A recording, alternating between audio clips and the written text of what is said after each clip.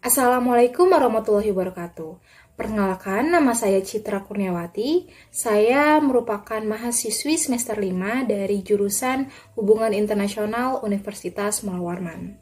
Pada kesempatan kali ini, saya ingin menyampaikan beberapa hal terkait resume book chapter yang telah saya buat, dan juga saya ingin memberikan sedikit self-evaluation selama mengikuti perkuliahan pada mata kuliah HI di Asia Tenggara. Nah, terkait pembahasan yang pertama, yaitu resume book chapter.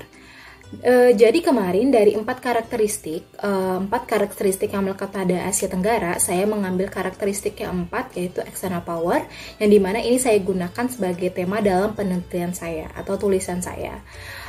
Seperti yang kita ketahui pula bahwa sebenarnya external power di Asia Tenggara ini kan terdiri dari 6 negara, yaitu ada China, ada Jepang, ada juga Amerika Serikat, ada Rusia, ada India, dan terakhir ada Australia. Nah, dari 6 negara ini saya memilih Amerika Serikat sebagai external power yang ingin saya bahas dan saya teliti. Sehingga setelah saya spesifikasikan, saya mengambil judul tentang menilik kepentingan strategis Amerika Serikat di kawasan Asia Tenggara, implikasinya terhadap rivalitas dengan China. Nah, jadi pada tulisan tersebut, awalnya saya menjelaskan terlebih dahulu nih mengenai kawasan Asia Tenggara, di mana kawasan ini itu dalam kacamata geostrategis memiliki berbagai potensi dan keunggulan yang sangat besar. Sehingga berkaca pada hal inilah, banyak sekali negara-negara di dunia yang menjadi tertarik dan ingin menaruh kepentingannya di kawasan ini. Seperti contohnya Amerika Serikat. Jadi Amerika Serikat ini salah satu negara great powers yang memiliki berbagai kepentingan strategis di kawasan Asia Tenggara, di mana kepentingan ini meliputi kepentingan politik, juga ada kepentingan ekonomi, dan kepentingan keamanan.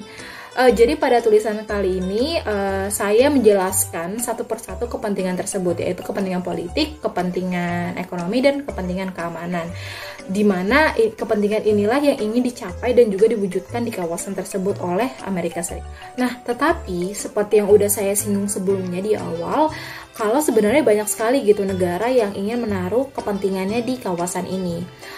Sehingga dapat diartikan ya bahwa Amerika Serikat ini menemui berbagai hambatan dan juga ancaman dari eksistensi negara lain yang ada di kawasan tersebut, di mana pada tulisan kali ini saya menyinggung China sebagai negara yang mampu menyaingi dan keluar sebagai petarung tangguh bagi Amerika Serikat di kawasan Asia Tenggara.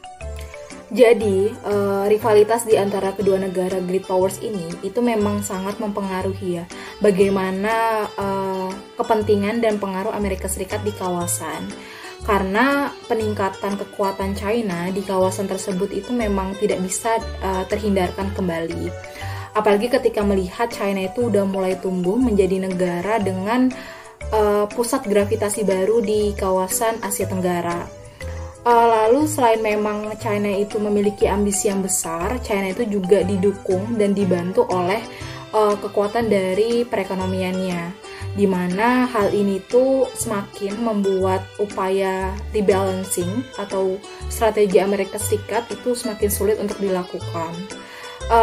Sehingga akhirnya ini memaksa Amerika Serikat untuk membuat beberapa opsi yang dilematis di antara kepentingan negaranya dan juga kehadiran China. Nah, itu mungkin sedikit ya gambaran dan juga resume dari saya mengenai tulisan yang sudah saya buat. Mungkin jika teman-teman ada keinginan untuk membaca lebih lanjut dan juga ingin tahu detail sebenarnya kepentingan Amerika Serikat itu seperti apa, politik apa yang sebenarnya diperjuangkan, dan juga ekonomi dan keamanannya, mungkin teman-teman nanti bisa baca di buku ketika nanti bukunya sudah rilis. Nah, selanjutnya mengenai pembahasan yang kedua, yaitu self-evaluation atau evaluasi diri sendiri, yaitu evaluasi saya pribadi ketika saya mengikuti perkuliahan pada mata kuliah HI di Asia Tenggara.